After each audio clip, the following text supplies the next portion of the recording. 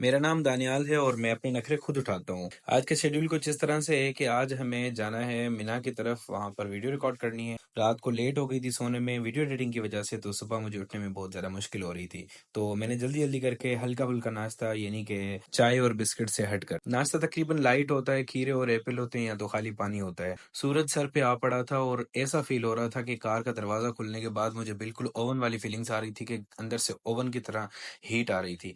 लेकिन 10-15 मिनट के बाद जब एसी ने अपना कमाल दिखाया तो फिर बैठने जैसी सूरत-हाल हो गई थी और उसके बाद हम निकल पड़े मिना की तरफ। इस ट्रेन की खासियत ये है कि 2000 से 1500 तकरीबन लोग उठाती है हज में और एक जगह से दूसरी जगह तक ले जाती है। अब लतीफ़ भाई अपने हिसाब से रिकॉर्डिंग कर रहे थे। बाहर बाहर बहुत ज़्यादा गर्मी थी इसलिए मैंने हामी नहीं भरी बाहर निकलने की। ये सिलेंडर्स आप देख रहे हैं, ये हज में हर खेमे में लगाए जाते हैं ताकि खुदा न खास्ता कल को कोई भी मसला हो तो फौरी तौर पर उसे कंट्रोल किया जाए।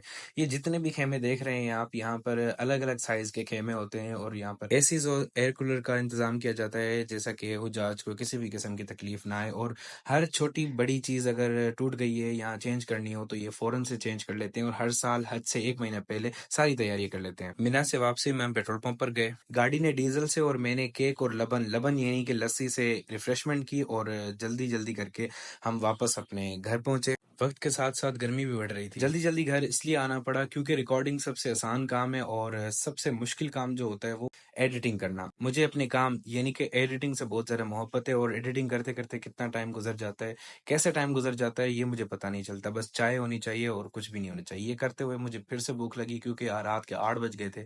मगरिब के बाद बिल्कुल ही ठंडा मौसम हो जाता है और फ़ील नहीं होता है कि हम सऊदीया में हैं या इतनी ज़्यादा गर्मी होती है दिन में। ये दुकान मेरी पसंदीदा है, यहाँ पर मैं या तो सैंडविच लेने आता हूँ या फिर क्लब सैंडविच लेने आता हूँ या उसके अलावा जिंजर लेने आता हूँ। आज मेरा दिल कर रहा था क्लब सैंडविच खाने का, तो ये बहुत अच्छे तरीके से बनाते हैं, बड़ा ही सफाई का ख्याल रखते हैं। तकरीबन यहाँ पर काम करने वाले इंडियन हैं, तो ये मेरे साथ जब तक बात कर रहे होते हैं, जब तक ये अपना काम कर लें और मुझे भी बहुत मज़ा आता है इनसे बात करते हुए। इंडिया की बातें बताते हैं, काफ़ी सारी कचहरी करते हैं।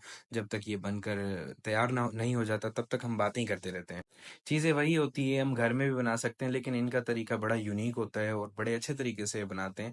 खाने में बहुत ज़्यादा मज़ा आता है क्योंकि ये जो भी सॉस इस्तेमाल करते हैं वो बहुत ज़्यादा गर्म होता है। खाने के बाद भी फ़ील हो रहा होता है कि जिस्म गर्म हो जाता है। दुनिया यहाँ से वहाँ हो जाए लेकिन फ्राइज़ के साथ मैं कोई कॉम्प्रोमाइज़ नहीं करता। अलग से फ्राइज़ 5 रियाल की अलग से लिए हैं मैंने और इसके साथ जो मिलती हैं वो भी मैंने लिए हैं। 14 रियाल का ये सारा सामान आया, 1 रियाल मुझे वापस दिया था इन्होंने। जल्दी-जल्दी मैं वापस घर आया और मैं आपको बताता चलूँ कि 1 साल पहले मैंने यहाँ पर खाया था और 1 साल के बाद मैंने फिर से टेस्ट किया। इसका टेस्ट बिल्कुल वैसा ही वैसा था। कोल्ड ड्रिंक के शदीद बायकॉट के बाद मैंने स्टार्ट किया है शरबत और उसके साथ लीमू मिलाकर क्योंकि